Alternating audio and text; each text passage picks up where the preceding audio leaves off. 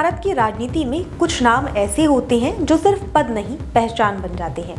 कुछ चेहरे ऐसे होते हैं जिनके नाम से समर्थकों में भरोसा और विरोधियों में हलचल पैदा हो जाती है, और कुछ व्यक्तित्व ऐसे होते हैं जिनकी मौजूदगी ही सत्ता, साधना और संघर्ष तीनों का प्रतीक बन जाती है।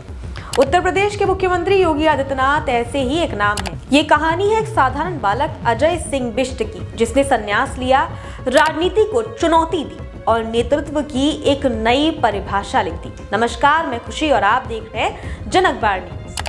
5 जून 1972 उत्तराखंड के पौड़ी गढ़वाल जिले की यमकेश्वर तहसील का एक छोटा सा गांव पचुर। चारों ओर पहाड़, हरियाली, कठिन जीवन और सीमित संसाधन।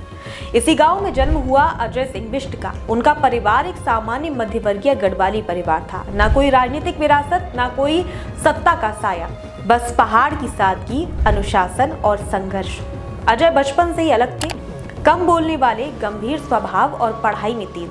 खासकर गणित में उनकी पकड़ असाधारण थी। शायद तभी किसी ने नहीं सोचा था कि यही बच्चा आगे चलकर संन्यास और सत्ता दोनों को साधेगा।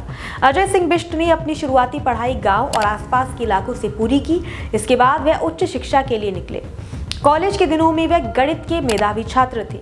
सूत्र, समीकरण और तर्क ये उनकी दुनिया थी, लेकिन पढ़ाई के साथ साथ उनके मन में देश, समाज और संस्कृति को लेकर सवाल भी जन्म लेने लगे थे। यही वो समय था जब उनका झुकाव राष्ट्रवाद और हिंदू विचारधारा की ओर बढ़ा। राजनीति से सीधा जुड़ाव भले ना हो, लेकिन विचारों की जमीन तैयार हो चुकी थी। साल था 1993, उम्र सिर्फ 21 साल। अजय सिंह बिष्ट की मुलाकात हुई गोरखनाथ मठ के तत्कालीन महंत अवैधनाथ से। ये सिर्फ गुरु शिष्य की मुलाकात नहीं थी, ये दो युगों का मिलन था। महंत अवैधनाथ नाथ संप्रदाय के बड़े संत, हिंदूवादी विचारधारा के प्रखर चेहरे और गोरखपुर की राजनीति के प्रभावशाली नेता थे। उन्होंने अजय में कुछ देखा, अनुशासन, वैराग्य और नेतृत्व की संभावना। यहीं से अजय का जीवन मोड़ लेता है। अजय सिंह बिष्ट ने सांसारिक जीवन को पीछे छोड़ संन्यास ग्रहण कर लिया। संन्यास के साथ एक नया नाम मिला, योगी आदित्यनाथ। ये निर्णय आसान नहीं था। एक युवा छात्र के लिए सब कुछ त्याग देना साहस और दृढ़ इच्छा शक्ति मांगता है, लेकिन योगी आदित्यनाथ के लिए ये पलायन नहीं बल्कि उद्देश्य की ओर पहला कदम था। महंत अवैधनाथ ने उन्हें अपना शिष्य बनाया और धीरे धीरे उत्तराधिकारी के रूप में तैयार करने लगे। गोरखनाथ मठ सिर्फ एक धार्मिक स्थल नहीं, ये सामाजिक, सांस्कृतिक और राजनीतिक प्रभाव का केंद्र है। महंत बनने का मतलब था हजारों संतों, लाखों अनुयायियों और एक जटिल व्यवस्था की जिम्मेदारी। योगी आदित्यनाथ ने युवा उम्र में ही इस कठिन जिम्मेदारी को संभाला। अनुशासन, सादगी और कठोर दिनचर्या उनकी पहचान बन गई।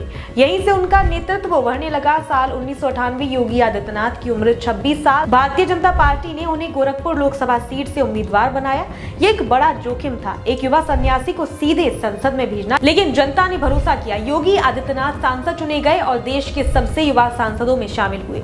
यहीं से राजनीति में उनका औपचारिक प्रवेश हुआ। इसके बाद के वर्षों में योगी आदित्यनाथ लगातार गोरखपुर से जीतते रहे। उनकी पहचान बनी हिंदूवादी छवि, आक्रामक लेकिन स्पष्ट भाषण, क्षेत्र में सक्रियता। वे सिर्फ संसद में बोलने वाले नेता नहीं थे, बल्कि जमीन पर दिखने वाले सांसद थे। साल 2002 में उन्होंने हिंदू युवा वाहिनी की स्थापना की। यह संगठन उनकी राजनीतिक ताकत का आधार बना। समर्थक उन्हें हिंदुत्व का टाइगर कहने लगे, विरोधी उनसे सतर्क रहने लगे।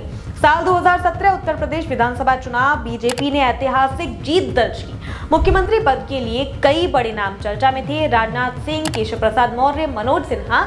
लेकिन दिल्ली में 17 मार्च 2017 की बैठक में फैसला चौंकाने वाला था। योगी आदित्यनाथ विधायक दल के नेता चुने गए। 19 मार्च 2017 लखनऊ का कांशीराम स्मृति वन। योगी आदित्यनाथ ने उत्तर प्रदेश के 21वें मुख्यमंत्री के रूप में शपथ ली। एक महंत देश के सबसे बड़े राज्य का मुख्यमंत्री इतिहास रच चुका था। सीएम बनते ही योगी आदित्यनाथ ने स्पष्ट संदेश दे दिया, अपराध पर जीरो टॉलरेंस, माफिया के खिलाफ कार्रवाई, कानून व्यवस्था सर्वोपरि। उनका बुलडोजर मॉडल देश भर में चर्चा का विषय बना। माफियाओं के अवैध साम्राज्य पर बुलडोजर चला। समर्थकों ने उन्हें बुलडोजर बाबा कहा, विरोधियों ने आलोचना की, लेकिन एक बात साफ थी, उत्तर प्रदेश बदल रहा था। कानून व्यवस्था के साथ साथ योगी सरकार ने बुनियादी ढांचे पर जोर दिया। एक्सप्रेसवे, एयरपोर्ट, औद्योगिक निवेश, धार्मिक पर्यटन। यूपी जो कभी बीमारू राज्य कहा जाता था, निवेश का केंद्र बनने लगा। योगी आदित्यनाथ अब सिर्फ फायर ब्रांड नेता नहीं, एक प्रशासक के रूप में उभर रहे थे। साल 2022 योगी आदित्यनाथ ने पहली बार गोरखपुर शहरी सीट से विधानसभा चुनाव लड़ा। भारी जीत 25 मार्च 2022 को उन्होंने दूसरी बार मुख्यमंत्री पद की शपथ ली। उत्तर प्रदेश में ये एक ऐतिहासिक क्षण था। योगी आदित्यनाथ की सबसे बड़ी खासियत है साधना और सत्ता का संतुलन। वही सादा वस्त्र, वही अनुशासित दिनचर्या, वही कठोर निर्णय। गोरक्षपीठ के महंत से कुशल राजनेता तक का सफर आज भी जारी है। परचूर गांव का अजय सिंह बिष्ट आज योगी आदित्यनाथ है। एक सन्यासी, एक सांसद, एक मुख्यमंत्री। उनकी कहानी सिर्फ सत्ता की नहीं, इच्छा शक्ति की है।